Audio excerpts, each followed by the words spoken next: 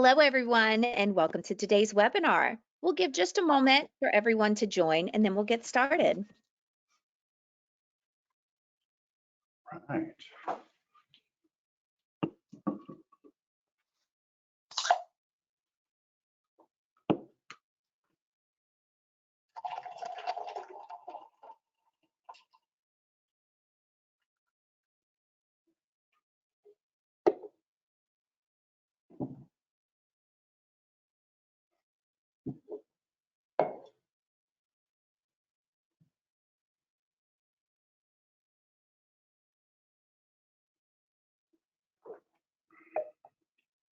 Hello, and welcome to today's webinar, 7 Tips to Reduce Fair Housing Liabilities. My name is Stephanie Anderson, and I'm the Senior Director of Communications and Social Media at Grace Hill. I want to personally thank you for joining us today. I also want to extend a special welcome to all Grace Hill, Ellis, and Edge to Learn clients.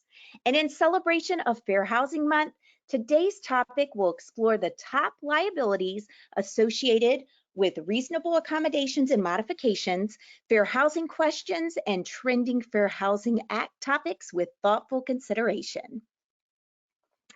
Today's agenda is as follows. But before we get started, just a few housekeeping items. Today's webinar is being recorded and will be shared with all registered attendees later this week.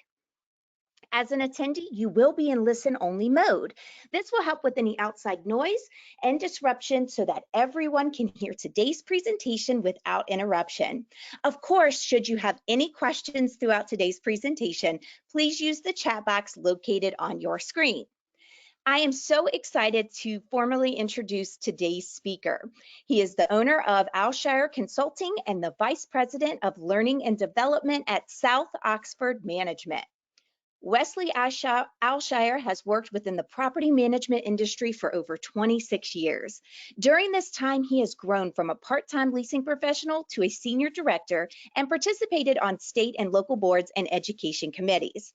Wesley's passion for learning and development has driven him to find new and creative ways to engage his audience by considering the granular details of the topic, creating a well thought out experience.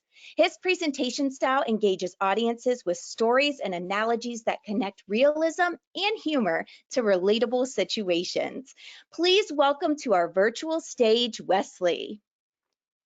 Thank you, Stephanie, and thank you, everyone. Welcome, and I appreciate you all joining today as we talk about one of my favorite topics, fair housing. And actually, being in the industry for 26 years, I have taught fair housing for somewhere over 15 years, and I've lost track of how many years specifically it's been. But I want to go into that for just a moment with this session.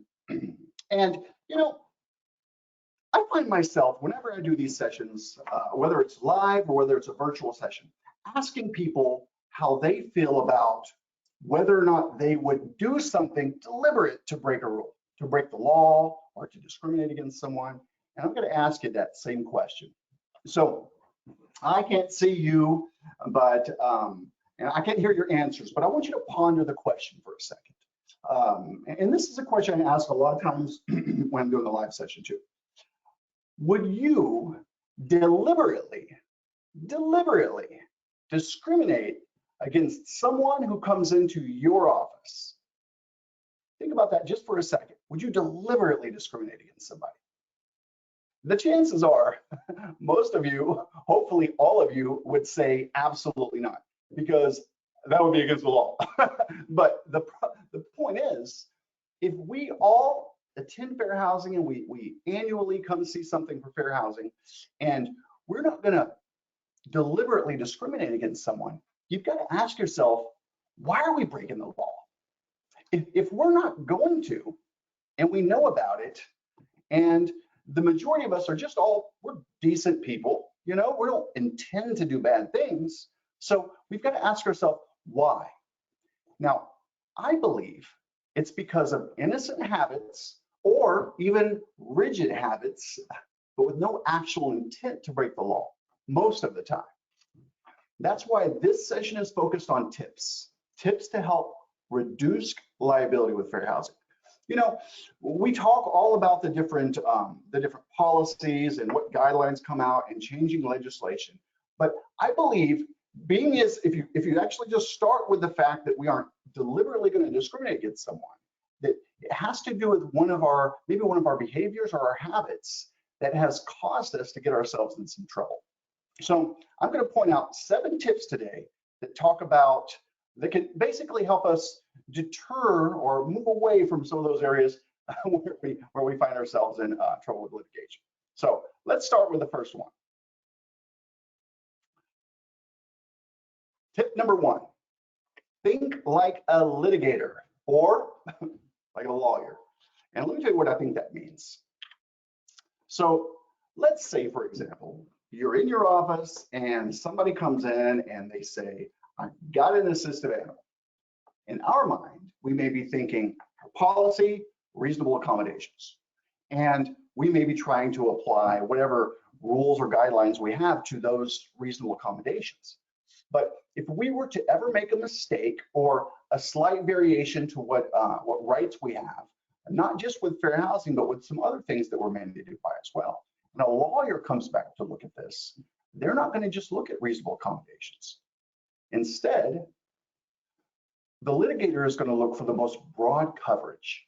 Now, this isn't really about assistive animals in general. The idea of thinking like a litigator is it's about recognizing that fair housing guidelines have a lot of gray areas. And that's what we've got to watch for. But would it be reasonable to take into account someone who has a lower credit score if their credit concerns are directly tied to them being a victim of domestic violence? Of course. So let's take that over in that direction for just a second. If someone has credit that is lower than our minimum expectations, typically we would charge a higher deposit. But if that person is a victim of domestic violence, it is reasonable for us to consider that and make adjustments so that we're not overcharging in those circumstances.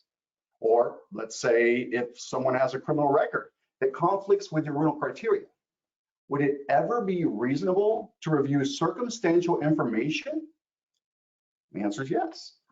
There are circumstances where we may need to consider alternative approaches or reviewing additional information when someone has some criminal records that aren't necessarily aligned with our protocol. So there will be times where it is reasonable to research broader coverage. And when things happen, look to HUD for clarification and guidance. So going back to the assistive animals, because this is a big topic for people. And I want to point this document out for just 1 second. Of all of the years I've been in the industry and all of the documents and research, I've got to say that this document, it's you can just Google it. It's FHEO-2020-01. This is the most valuable HUD document I've ever seen. It is. If there's any of them that you'd actually just sit down and read it, I would highly recommend this one. It is the first time I've seen one that specifically walks through the entire process and helps you guide yourself through what questions to ask and how to ask them. And it even goes as far as to say, ask this. If they say A, do this. If they say B, do this. And it walks you through that full conversation. If you look at that document and get through the first, say, 4 or 5 pages, you're going to get to very specific questions that walk you through the process. And it's going to simplify it significantly for you. And it takes a lot of the worry away on how we're dealing with it, because we have very specific clarification provided, very specific guidance given to us from HUD. So I highly recommend that. But that first tip was to think about the fact that litigation isn't going to look at one policy. They're going to look at the most broad coverage and find ways to see if we are in violation in any place. So we've got to be aware of what other coverage might protect the same area. And I'll also mention another thing. We've got potentially some chats that might pop up. If you put something in the chat box and you don't get a response right away, don't worry, we will make sure to come back and we're going to cover these topics, and we're going to have a Q&A towards the end. So if I don't get to questions in the beginning, just know that we're going to come back and talk about that.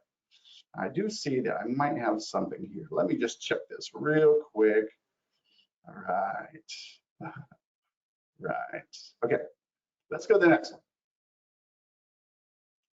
Tip number 2. Be mindful of SOP limitations. This is one where we kind of get ourselves in a little bit of trouble. And the reason I say we get ourselves into trouble, and again, go back to realizing that we aren't deliberately discriminating, at least in most cases. Sometimes there are things in place that have us doing things a certain way where we might miss or might overstep something with a rigid policy that we should be making any kind of like adjustments to our policies. I'll give you some specific example here. So for starters, this right here, what our policy says, this is one of those situations where we're just following the rules sometimes. And in other situations, it could be maybe an angry resident, or we're overwhelmed at the moment, or something that could cause us to be a little bit extra rigid with our policies. And it makes sense that we want to stand by our policies because we want consistency. But at the same time, you've got to remember that with fair housing, we sometimes have to make accommodations. Reasonable accommodations could be changes or adjustments to our policies and procedures. I'm going to show you a very specific clip that was pulled out of an SOP. So this statement is part of an SOP, and it's with a company I reviewed SOPs many years ago. So this is not very recent, but there's some of them that are still out there like this. But this specific statement was inside the policy for dealing with reasonable accommodations. It said, employees will require the individual to complete a reasonable accommodation request form. Now, this is straight out of an SOP, and it seems innocent, but it could create a liability on the property. And I wanted to bring this one specifically up because this is the kind of problem that I see the most, where we're on site and we're just going along our day, and we're following the rules, we're staying aligned with protocol, and we get ourselves caught up in something. And there's a couple words in this that create an issue. It says, will require a request form. If someone makes a request to us and they don't want to fill out the form, it is acceptable for us to fill out the form for them, or to take the verbal request as well. But if we're not actually considering it because they haven't filled out the form, we could be creating liability. So it's important to remember that. It may be a policy, but you cannot stop the idea of helping someone or resist the idea of even considering it because someone hasn't filled out that form. It's really important. So this is one of them. Watch out for those rigid policies that could have us pushing someone in a direction that the courts will not necessarily agree with. Let's go to the next one. This is avoid the Sherlock syndrome. I don't know if you know what this means, but this is when someone appears to be trying to get one over on us. And it's frustrating because the truth is none of us really want to have no one wants to get hustled, right? And we know that sometimes people are potentially trying to get away with something, maybe to get out of a fee or something.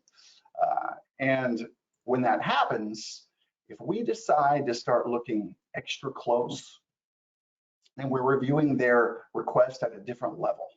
And we suspect maybe that they're lying, or they're stretching the truth, or they're trying to do something to get out of paying for your fees, or whatever the case may be. We can't treat those people differently, because if that person actually does have a viable, a reasonable accommodation request and a reasonable need, and we've decided to add any type of changed approach, then we're treating people adversely because of their disability. So when we have someone bring in a request to us, it's important that we stay very specific in our protocol. We have to be consistent with people and don't treat anyone differently, even if you think that they may be trying to hustle us, because that in itself could put us in violation of treating someone adversely because of their disability.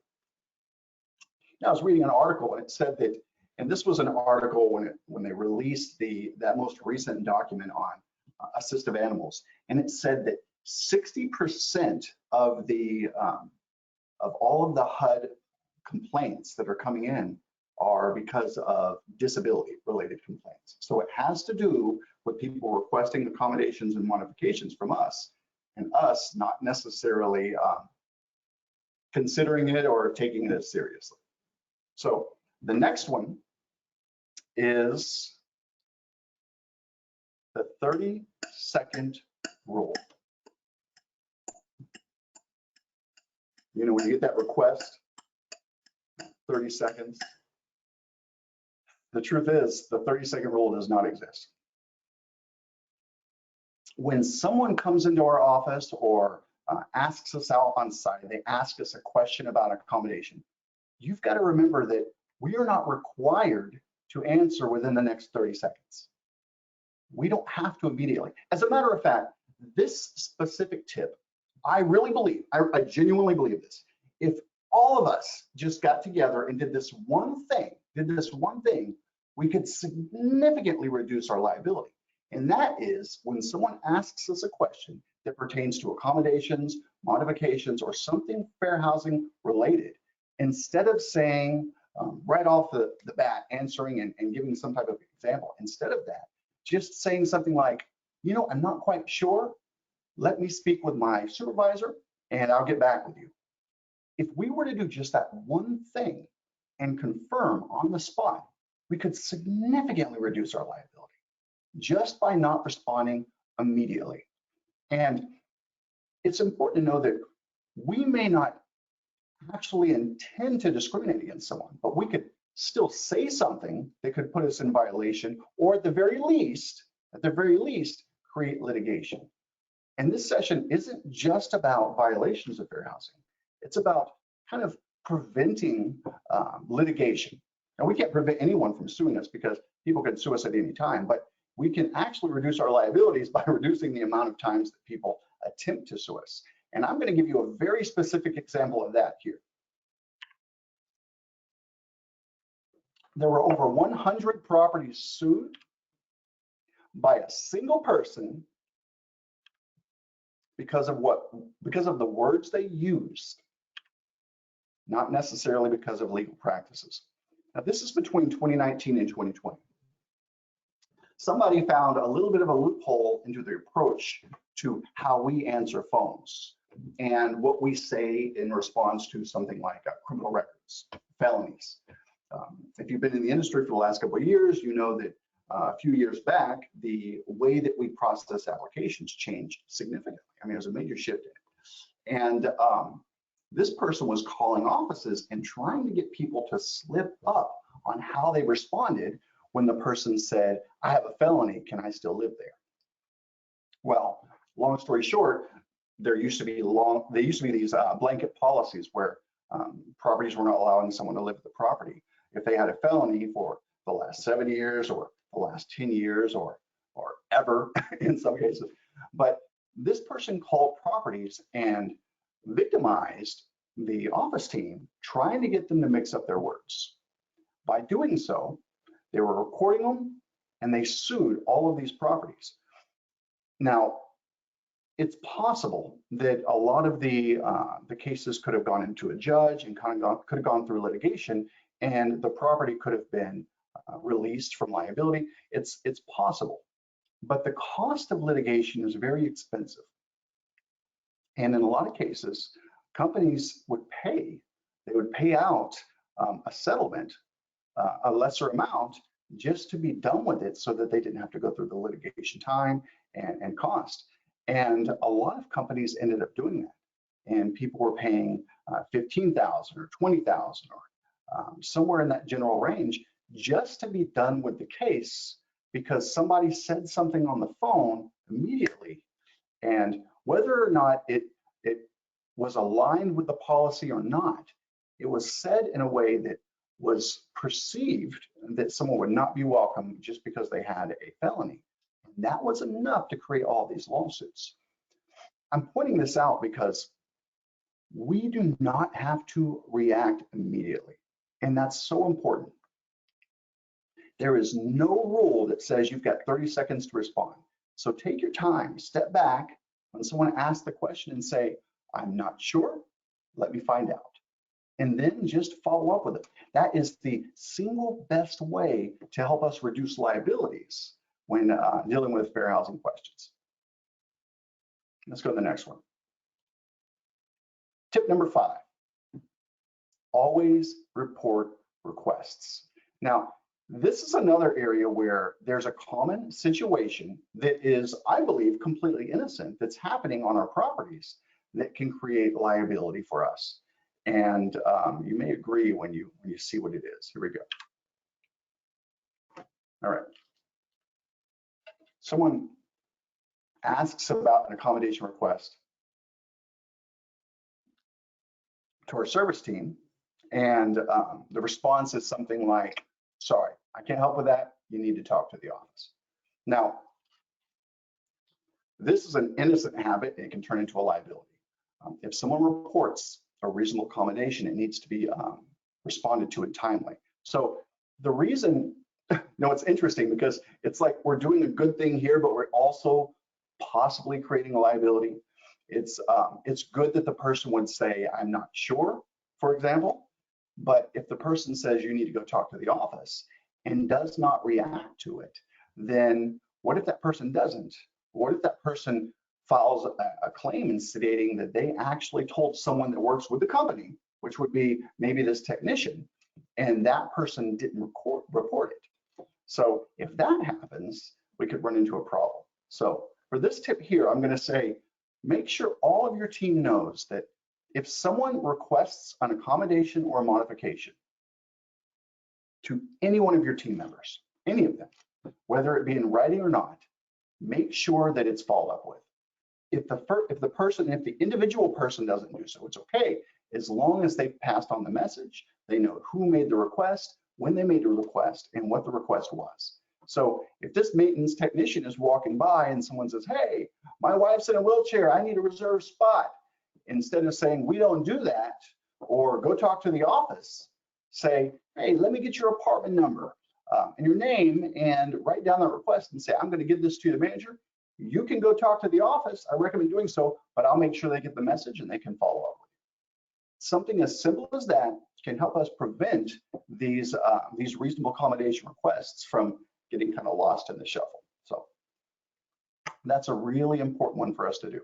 So this is one of those things that happens frequently. It's something that's happening frequently, and it's an easy fix to just kind of reduce the risk of that liability.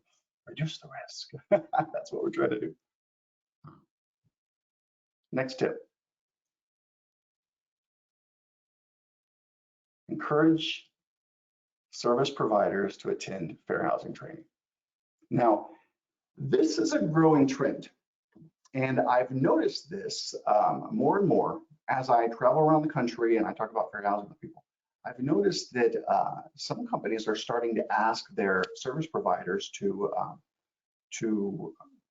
attend training for fair housing, and it's a good idea because when you actually have a service provider working in your property, those service providers are considered an extension of your company, and therefore they're mandated by the same rules and guidelines.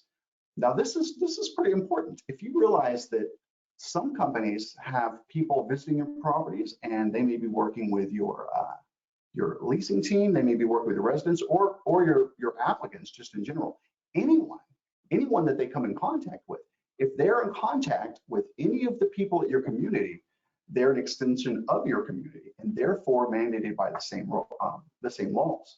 And if they do something that's in violation of fair housing, the property can be held liable. And that's pretty important for us to know about. So if you have vendors out at your property, they're working at your property, they're doing all these different things, we want to make sure that they've actually gone through some type of training. Now, this isn't necessarily a legal requirement. I'm not saying it's a legal requirement, but I have noticed that more and more areas are requesting that people get some type of training for the people that are actually going to be visiting the property or actually working on site, so that we don't have any issues that people aren't aware of. And it's interesting if you really think about how little something could be in order for it to be law breaking, and someone who may not know about fair housing not realizing it. I'll give you an example of something. Let's say you've got someone outside doing, I don't know, repairing something in a breezeway, right? Or painting or power washing, whatever the case may be.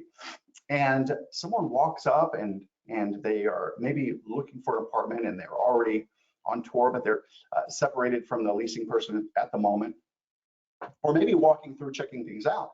What if someone walks up to a vendor and says, hey, you know if are there a lot of kids over here? And innocently, the vendor's saying, oh yeah, there's a lot of kids. You can see them playing over here all the time. And it's an innocent statement, maybe, but that person could be breaking the law because then they're talking about the demographics of the community. In the most innocent form, it could put us in violation of fair housing because we can't talk about the demographics of our property. Now, if you look at that situation and realize it's very simple and it could seem as innocent as can be, but if the person doesn't know, it's something that could too easily happen. And that's where we get some liability.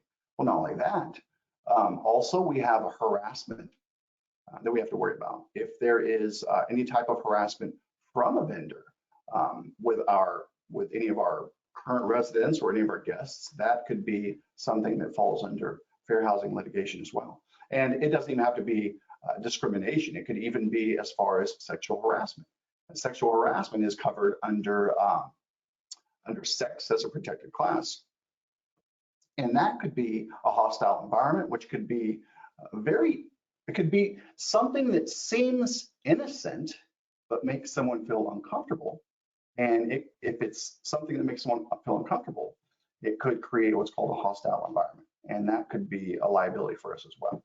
So it's really important that we take this kind of stuff in consideration. We really need to think about making sure that anyone interacting with any of our residents or any of our guests have all been through some type of training, or at least be aware of it. Now, I've even seen a company that had a handout of did you knows, just did you know checklist, and they gave it to all of their vendors that would work out in the property, all of the service providers, and just made sure they had it. And it was something as simple as a quick read, something really quick, just so they had something to help them know those little nuances that could get us into some trouble. So that's something that's really helpful because it's kind of out of our control at that point. All right, and I'm going to go to my 7th tip here, and then we'll take some time to talk about these. All right, number 7 is quick links. So, you know, HUD's website is vast and there's a lot of legal documentation. There's a lot of information on there, and sometimes it's difficult to find stuff, but I don't necessarily know when it happened, but sometime within the last couple of years, HUD has really refreshed their website, and it's a lot easier to find stuff. And now that all this refreshing and more efficient, intuitive approach to their website's in place, it's actually a pretty efficient site to use. So I'm going to give you a specific URL, and I'd like you to write down this URL because this is just a little piece of gold that would be very valuable for us. Let's take a look at this URL here. All right. Okay, so when it comes to fair housing, we've got to stay aligned with all the changes in legislation.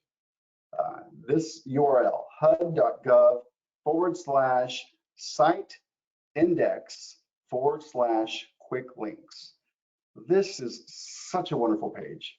And if you're looking for something local or you want to see what's new in your state, there is just not a better place to get it. And before I pass this over, I want to show you. I pulled this up for us, so let me grab it, and I want to show you this page. Okay, so this is that URL I'm sharing on the screen. This is the page it's going to take you to, and literally everything on their website is just categorized in alphabetical order. So let's say you live in, let me see, let me go down to Georgia, where I'm at. Under G's, I can click on Georgia. Check this out. It's a great site, great site. We've got new news that's local to us. Now, your company may be sending you through training here, or they may send you to annual fair housing training. And it's nice to do that, and a lot of companies will do it, but we are personally liable for any kind of litigation or any kind of fair housing violation we do. We may be a part of, I'm sorry. So it's important for us to stay aware of what the changing legislation is. And unfortunately, HUD isn't calling every single office for a little one-on-one. It's our personal responsibility to stay up to date. And this is how we can do it. So if you get this quick links and you go here, you can pull up your local area. Look, I've got featured location news. You can find out where you've got local resources, different things to learn about.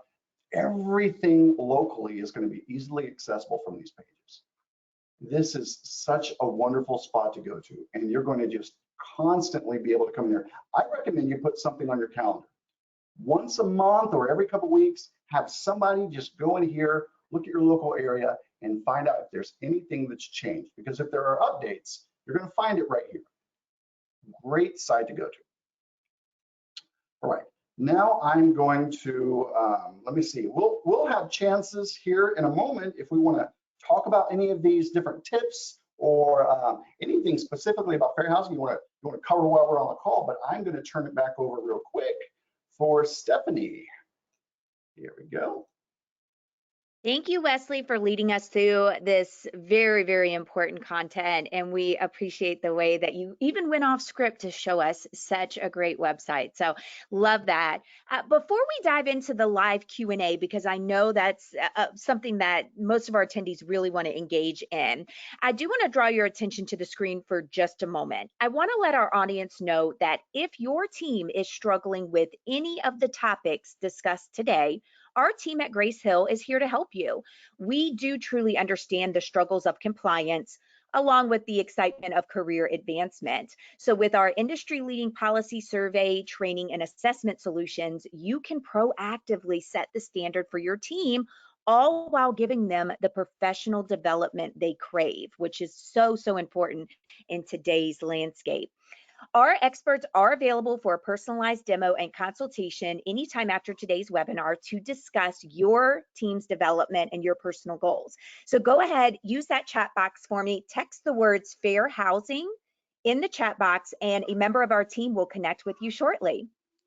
All right, so now back to the super exciting content with Wesley. At this time, I would love to welcome attendees to ask questions using that chat box on your screen. And of course, as time allows, we will dig into all of the questions that Wesley can answer. And while y'all are typing those in on the screen, I want to invite you to attend next month's webinar. So if you love today's content and want to, again, come back for another free webinar, on May 17th, Rick Ellis will be here. He is going to talk about how to get more leases and keep those long-term residents using his secret weapon, FEP. And if you don't know what FEP is, you're going to have to come back to the webinar to find out, but I promise you it's not to be missed. All right, Wesley, do we have anything in the queue for questions yet? See here.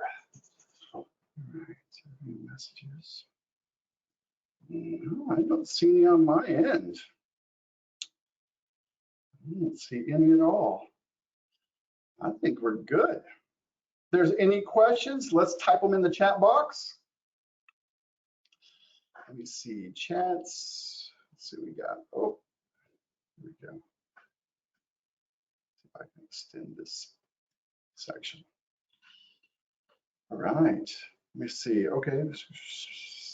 Okay, I've got a couple here. I've pulled it up now. Let me see what I've got here. Let me see.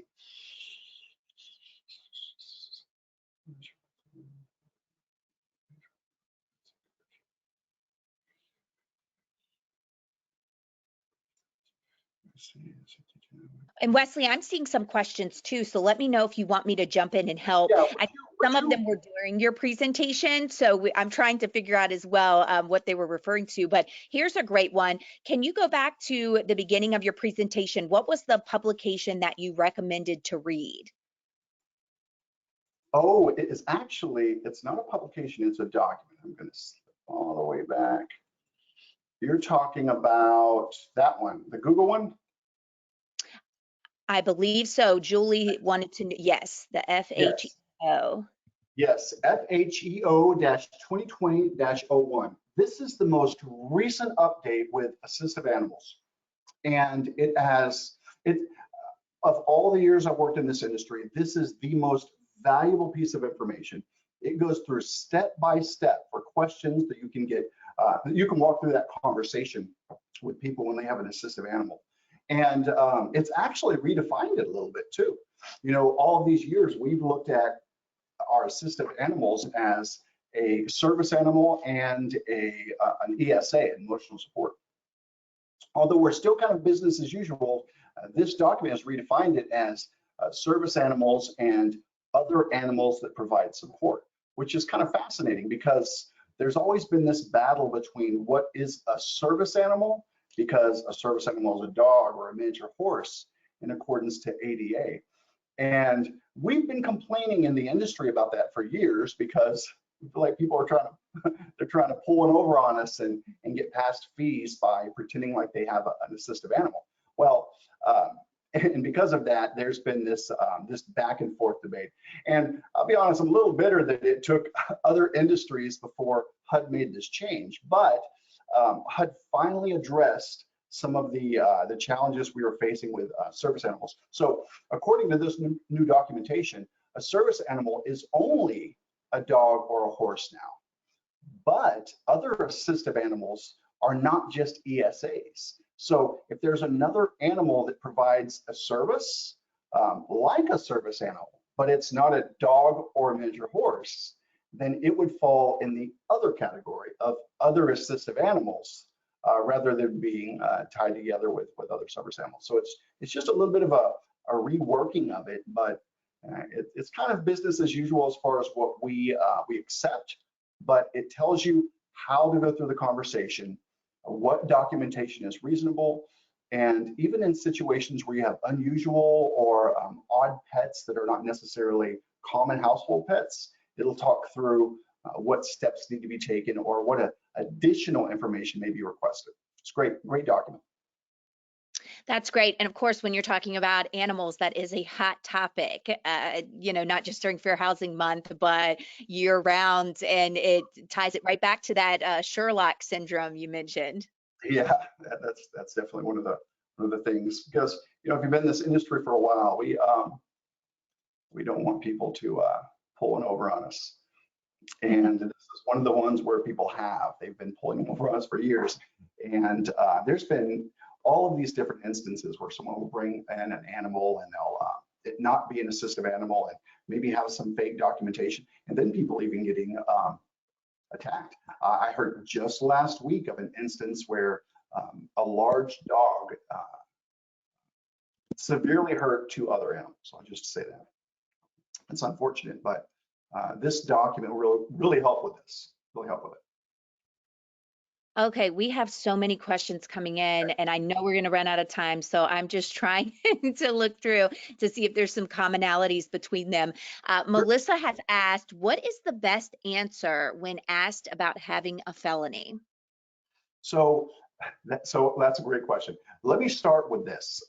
Your rental criteria should have very specific guidelines on what is and what isn't acceptable for your criminal history. And I'm going to go all the way back to the end again. Oh, let me get back to the end. I'm sorry, give me just 1 second. So being as they, you have very specific guidelines in your rental criteria, what you should say is, if someone's, let me just go right to the point with the question. If someone says, I have a felony, is that going to disqualify me? Just tell them that a felony does not disqualify you from living here. Give them the rental criteria and encourage them to apply for an apartment and treat them the same way. It's the easiest way of doing it. Just think of it as saying, someone saying, well, I'm not quite sure if my credit will will pass. Anything else that they might ask, say, we still encourage you to apply. It doesn't mean your applicant wouldn't be approved. And what's most important is that you don't want to make them feel as if you're discouraging them, such as, I guess what it's more important that you stay away from things like saying, if someone says they have a felony, you want to stay away from saying, oh, well, some felonies, you might not be able to live here because it might get rejected, but if you want to apply, you can apply anyway. You give the impression that it could be, then that's going to create an issue. I would stay away from that, encourage them to apply, share their rental criterias, and if they ask any deeper questions that are than what are answered by the criterias, say, it's a great question, let me find out and I'll follow up with you, and then follow up with the person. That's the best way. Not using that 30-second, we have to give them a final definite answer, but don't make them feel as if the answer is no if you need to seek out information, of course. Great stuff. Okay, now this one came in from Casey, and Casey has asked a very specific question. So Wesley, of course, if you're not able to get into the specifications, let us know. But the question reads, is it against ADA regulations if you cannot accommodate someone who uses a cane in the pool? Modifications were in fact offered, but said no. Resident says they need a rail-in, but the vendor said putting in a railing would hinder the infrastructure of the pool. Okay, so let me say two things. One, this is the one part of fair housing that makes the whole idea of it a little bit frustrating, is there's so much circumstantial information behind it. So let me say this: if someone makes a request and it isn't reasonable, it creates either an undue financial or administrative burden, it wouldn't necessarily be reasonable. Now, I don't have enough information about the situation to know if that would create either of those. So if it would, then it would make sense to discuss with them alternative solutions. But it's hard to say because it's a case-by-case situation. However, and I'll leave this open to anyone, and I'm going to push forward on a slide here too, that I'm happy to discuss any of these with you. I can't give you legal advice, but with more information about something, I may be able to help you understand it a bit more clearly. But the problem with all those requirements, requests, just because they request it doesn't mean it has to be like that. And if it doesn't seem reasonable, it is considered acceptable to have a discussion with them and offer an alternative if you believe that what they're requesting would create an undue financial or administrative burden. Now, if you're not sure, you might want to get legal counsel on it, but there's nothing that says you can't talk with them and try to come up with something that would be that would work for everyone. If you can't get to a point, you can't get to a solution that way, you really need to speak with your legal counsel about that. It's just one of those things that when it happens and you're on the verge of rejecting something, it's so much less of a challenge if you speak with your legal counsel to make sure you're aligned before you reject the idea of something. I hope that helps out. But please, also, if you want to elaborate, I'd love to talk about the scenarios in detail. Do you have an example of a handout for vendors? I'm assuming they are referring to the did you know example you gave earlier. You know, I have seen one. I have seen a handout for one. I don't have a current copy of one, but I do recall what it had, some of the things it had. It had simple things. It was just a tip sheet. You know what? I'll tell you what, let me see.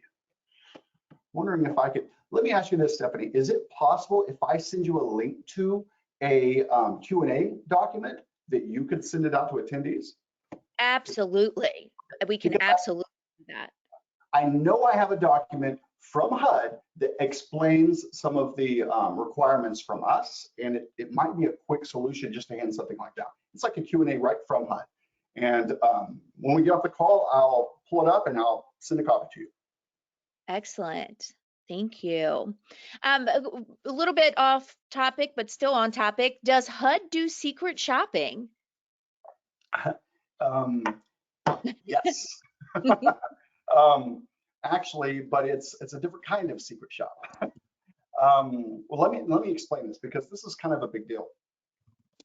If anyone ever comes to your property and they feel as if they were treated adversely or they were discriminated against, and that person files a complaint, they file the complaint typically through HUD. And when HUD reviews it, it's possible that they would send out a shopper to your property, or maybe not sending them. It could be virtually, it could be an email, a phone call, a walk-in. They could shop you by trying to create the same type of scenario with a shopper for you to help, and then see if that shopper felt as if they were discriminated against too. Because if they did that, if they sent a shopper, they tried to duplicate the same type of situation, same kind of person, same type of question, same scenario. If they did that, and that shopper comes back and says they did feel like you discriminated against them, then HUD will help support that litigation claim against your property. So yes, they absolutely do. As a matter of fact, they are the ones that do, but it's not for leasing techniques, it's for discrimination cases. Okay, we're nearing the end of our time. You think we can take one or two more, Wesley? Okay, let's do it. The Sherlock syndrome. How do we address the online verifications from someone who paid an online therapist that has not treated the resident before this? You suspect that it was simply to get signed document for an ESA. How would you investigate this? Okay, so a couple things. So listen here, Sherlock. Right? There's a couple things. First off, that document that we spoke about earlier that I recommended to Google, that one actually covers dealing with those types of documents and what is and isn't appropriate. But there's two things you need to realize with this. One, the document itself stating that there is an assistive animal is not enough, because it doesn't address whether there's a disability, and both things need to be present. If there is an assistive animal, it needs to be an assistive animal to help overcome the limitations of the disability for a disabled person, right? So both pieces need to be present. One of the challenges we run into with these forms is the form just says, I have an assistive animal, but it doesn't say that that assistive animal is assigned to me. And if that's the case, then they don't meet their criteria. It's going to have both pieces. There is this animal and there is a disability that it is there for. So both pieces need to be present. But I can tell you that document specifically walks through the process of dealing with that. At the same time, just because someone has a virtual doctor does not necessarily mean that it would not be acceptable, especially after COVID. At this point, people sometimes come to us with, they may do teledoctors, telemedical visits or whatever, but it doesn't mean that it's not their current doctor. It doesn't mean it's not their family doctor. And it just could be based on the changing society right now, where people are doing a lot of things virtually. So just because it's virtual doesn't mean it's not accurate, but both pieces need to be present. And look to that document. I guarantee it'll walk you right through the process and even tell you what specifically you can request from the medical provider, with instructions you can give to the medical provider so that they feel more comfortable sharing information with you.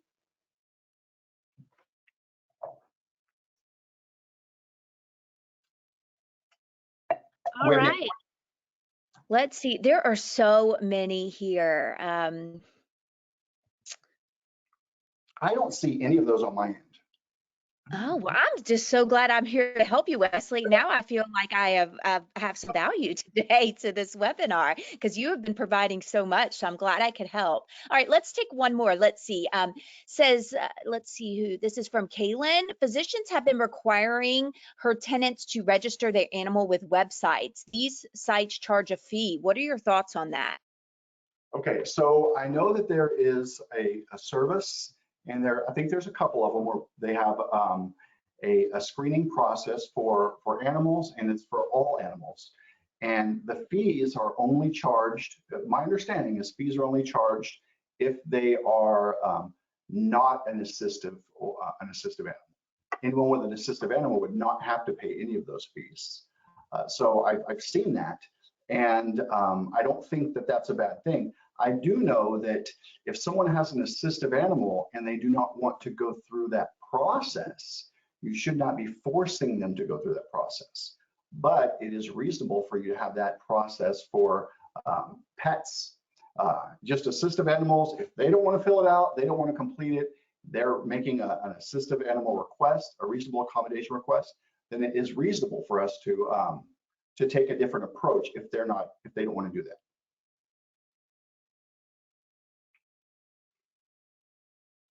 Excellent, excellent feedback. Let's see. Tammy asked lots of questions, so let's take one of hers really quick. She says, ESA or service animal in the office? Unless it's unreasonable, and I personally, I can't think of a reason why it would be unreasonable for someone to have an assistive animal with them in the office. As long as unless you have a viable reason to say that it's unreasonable, I couldn't see the reason why you wouldn't allow it. It would make sense to allow them. Now, Tammy says that they are a pet-free community. It does not matter. And that's a bit of a challenge going back to our policies. So we get SOPs, like we have our policy a certain way. It's a challenge. It's a bigger challenge for properties with pet-free properties, because pet-free or not, assistive animals are not to be treated as an animal, and it does not matter if you have a specific building for pets or no buildings for pets. Assistive animals will not have to follow any of those rules. None of those rules will apply for assistive animals. Well, wonderful. Well, I just want to thank all of our attendees today for coming and taking an hour of their time out of their day to learn not just 7 tips to reduce fair housing liabilities, but you have given us well over that in terms of knowledge. And, I really just want to thank you, Wesley, for your time today.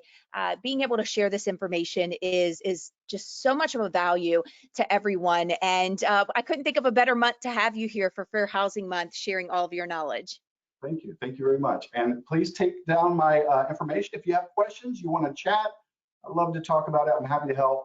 I can't give you legal advice, but I can maybe help guide you in the right direction when you have any questions. Thank you so much, Stephanie. Thank you for having me, and thank you all very much for being here today.